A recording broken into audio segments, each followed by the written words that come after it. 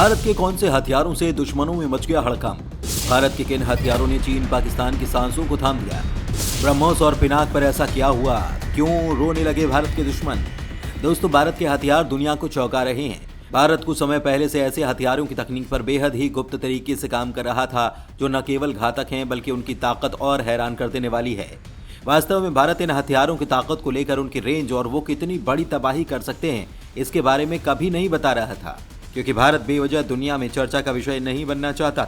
ना ही भारत अपने हथियारों के बारे में इतना हो हल्ला करता है। लेकिन जब भारत के ये हथियार बनकर सामने आए तो दुश्मनों की हालत देखने लायक हो जाती है। वास्तव में भारत ने अपनी जबरदस्त तकनीक से इन हथियारों को जिस तरह से अपग्रेड किया है, जिस तकनीक के साथ रीलॉन्च किया है, वो काबिले तारीफ है।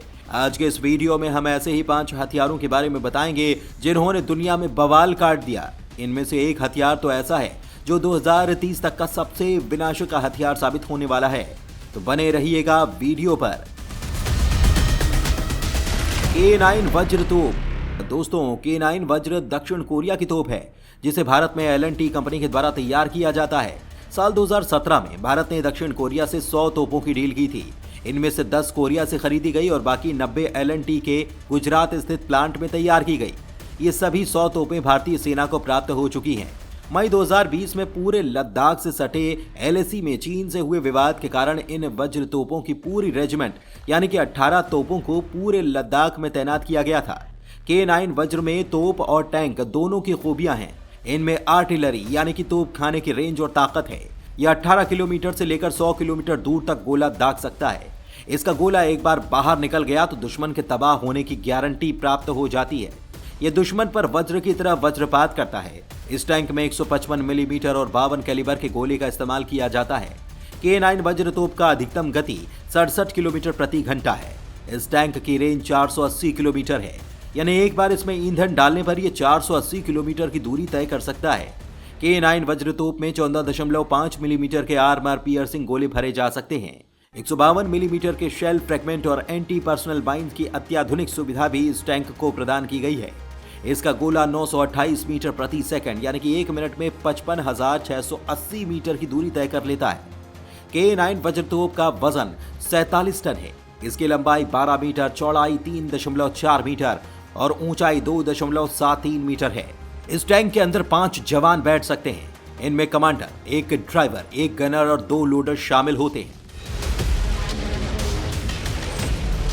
Pinaka rocket launcher. दोस्तों, भारतीय सेना स्वदेशी पिनाका मल्टीपल रॉकेट लॉन्चर की 6 और रेजिमेंट लाने की तैयारी में है। एक्सटेंडेड रेंज यानी कि अधिक रेंज वाली इस नई पिनाका सिस्टम को चीन से लगती सीमा LAC पर तैनात किया जाएगा। दोस्तों, पिनाका की free class artillery rocket system है जिसकी रेंज 38 किलोमीटर के आसपास है।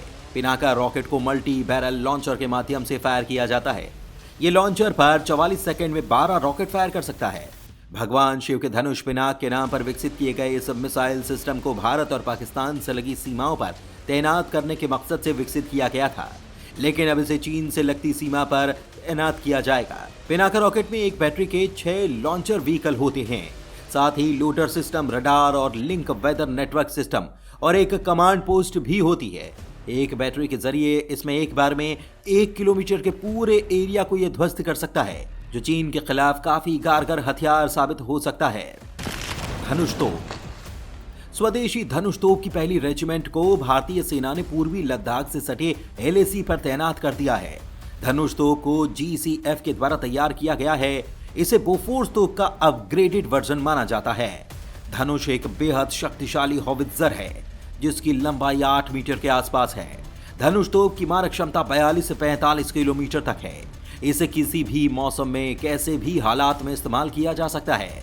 इसके भारतीय सेना में शामिल होने से सीमा पर दुश्मनों को मुंहतोड़ जवाब मिलेगा। धनुष तोप लगातार 6 घंटे तक फायरिंग करने में सक्षम है और ये प्रति मिनट 2 गोले फायर कर सकती है।